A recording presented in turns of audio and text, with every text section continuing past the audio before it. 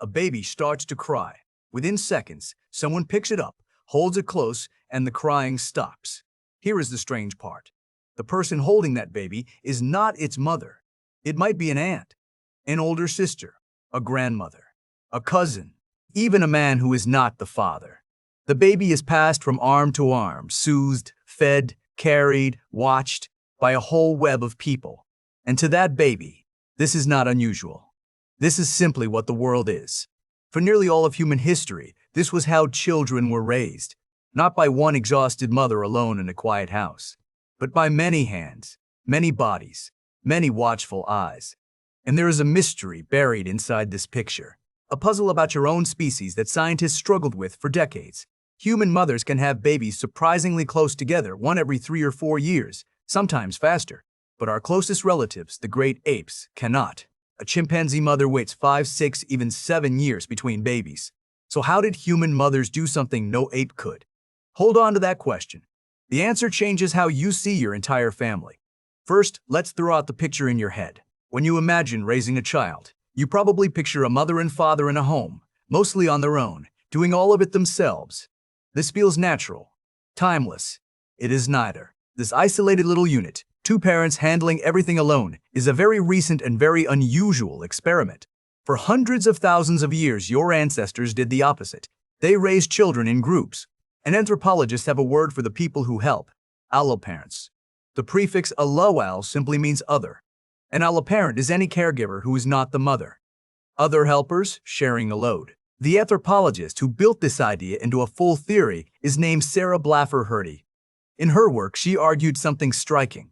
Human beings are what she calls cooperative breeders.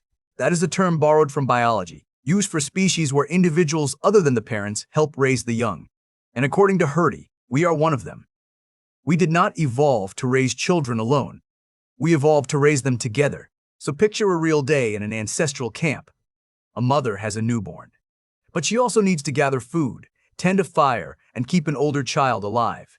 She cannot do all of this with a baby permanently in her arms. So she doesn't. The baby is held by a grandmother while she digs for roots, passed to a teenage girl while she rests, watched by an older woman while she nurses someone else's child in return. The work of keeping that infant alive is spread across the group, and this is where one particular helper becomes the secret weapon of our species: the grandmother. In most animals, females reproduce until they die. Human women are strange. They often live for decades after they can no longer have children. For a long time, this made no evolutionary sense. Why would a body keep a female alive long past childbearing? An anthropologist named Kristen Hawkes went looking for the answer among the Hadza, hunter-gatherers in Tanzania, and she noticed something remarkable. The hardest working foragers in the whole camp were often the older women, the grandmothers. They were not resting. They were out digging tubers, deep starchy roots, hour after hour, and bringing that food back to feed their grandchildren. This became known as the grandmother hypothesis, the idea that older women, by feeding the next generation, let their daughters have more children sooner. A grandmother who can feed a weaned child frees the mother to have another baby. Suddenly, the mystery starts to dissolve. This is part of how human mothers could have babies so close together, in a way no ape can. They were never doing it alone. But mothers and grandmothers were not the only ones. What about fathers? Here we meet a group who shatter a common assumption. An anthropologist named Barry Hewitt spent years living with the Aka, foragers in Central Africa, and he documented the fathers there doing something many cultures would find shocking. Aka fathers are intensely involved with their infants. They hold them, soothe them, and stay close to them for a large share of the day, more than fathers in almost any other society ever measured. Among the Aka, caring for a baby is simply part of being a man. The cold, distant father is not a law of nature. It is a cultural choice, and many of our ancestors did not make it. So now widen the lens. The baby in this camp is not bonded to one face. It is bonded to many. The researcher Edward Tronick studied the F, another foraging people in Central Africa, and found that an F infant might be passed among many different caregivers in a single day, nursed by women other than its mother, held by a constantly shifting caste of the community. From its very first hours, the child learns a profound lesson. The world is full of people who will hold you. Safety is not one person. Safety is the group. Now let's talk about what these children were not doing, because this part might sting a little. They were not in classrooms. They were not given homework. They were not scheduled, drilled, or constantly corrected by anxious adults. The anthropologist Melvin Connor, who studied childhood among the Jew Kalansi of the Kalahari, describes something very different. These children learned by watching, playing, and doing. They roamed in mixed-age groups, older kids teaching younger ones, away from the constant hovering of parents. A 4-year-old and a 10-year-old played together, and the older child taught the younger one simply by being there. A child learned to find water by following others to water, learned to track animals by trailing hunters and mimicking them, learned the hundreds of plants that were safe to eat by tasting alongside someone who already knew. Nobody sat them down. The whole living world was the classroom, and the teachers were everyone older than them. So let's reconstruct a single day for one of these children. You wake in a shelter surrounded by sleeping bodies. Warm, never alone. You are nursed maybe by your mother, maybe by an aunt.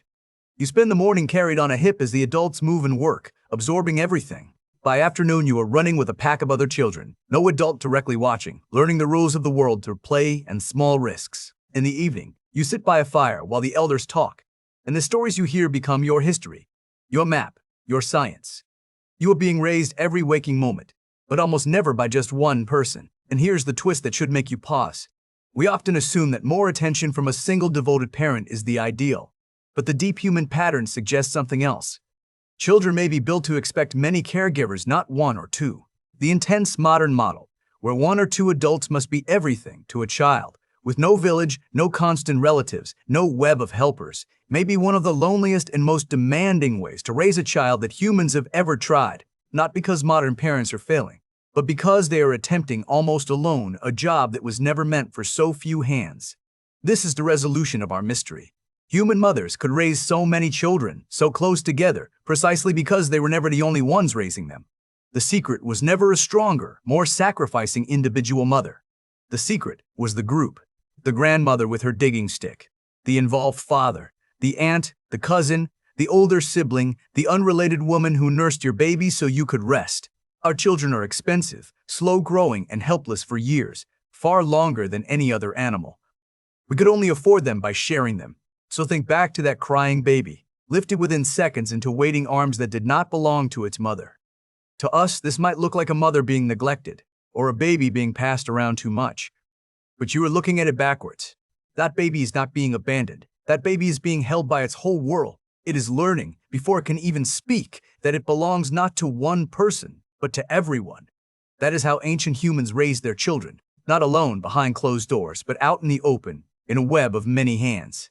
And somewhere underneath the isolation of modern life, your nervous system may still remember it, still expect it, still ache a little for the village it was built to be raised in. A baby starts to cry, and the oldest, deepest answer our species ever found was simply this: never let it cry alone.